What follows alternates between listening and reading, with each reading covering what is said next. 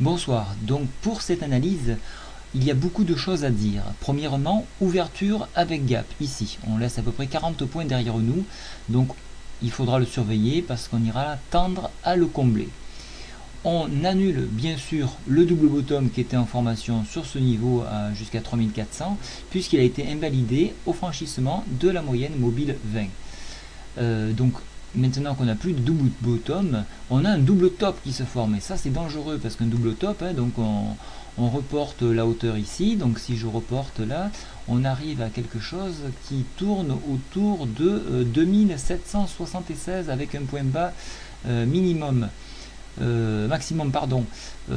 Heureusement en séance on a un support majeur ici qui a été préservé sur 2961, donc celui-ci, il ne faut pas qu'il soit enfoncé. Si celui-ci est enfoncé, on ira irrémédiablement combler, pardon pas combler, mais valider le double top sur 2774.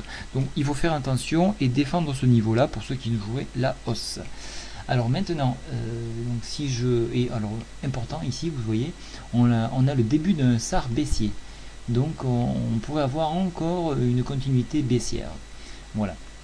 Donc voilà, je vous ai tout dit sur le graphique. Maintenant, au niveau des indicateurs oscillateurs, donc le rock'n'roll lui continue d'afficher bien entendu du négatif.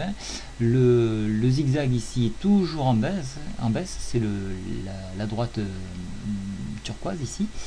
Vous avez un stochastique qui croise, donc ça c'est pas très bon. Et donc le RSI laisse une marge encore suffisante pour la baisse, puisqu'on affiche 35, donc ça sera intéressant aux alentours de 30. Et le Willimer lui est en survente, mais bon, c'est un oscillateur, donc pas bien important. Donc alors, point important, SAR, gap et double top. Voilà, donc pour ceux qui veulent jouer la hausse, il faudra, alors vu qu'on a défendu et qu'on est sur un creux en pince ici, sur ce niveau, on peut peut-être rebondir avec l'ouverture du marché américain, puisqu'aujourd'hui ils étaient fermés.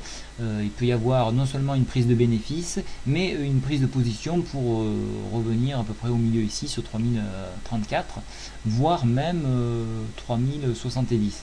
Mais bon, c'est à prendre avec des pincettes. Donc ça, il faudra enfoncer donc ce creux pour ensuite tester le support majeur sur 2964 exactement. Voilà, ça c'est pour les baissiers. Pour les haussiers, ben, écoutez, voilà, on peut jouer sur le creux en pince et revenir au contact des 3070. Pour ma part, eh bien, écoutez, c'est assez délicat. On a quand même un SAR baissier, donc la tendance est vraiment prononcée à la baisse. Et si je vois que le creux en pince tient pas, je positionnerai donc à la baisse et je jouerai jusqu'au support majeur. Voilà, mais je vous ai tout dit. Bonne soirée, au revoir.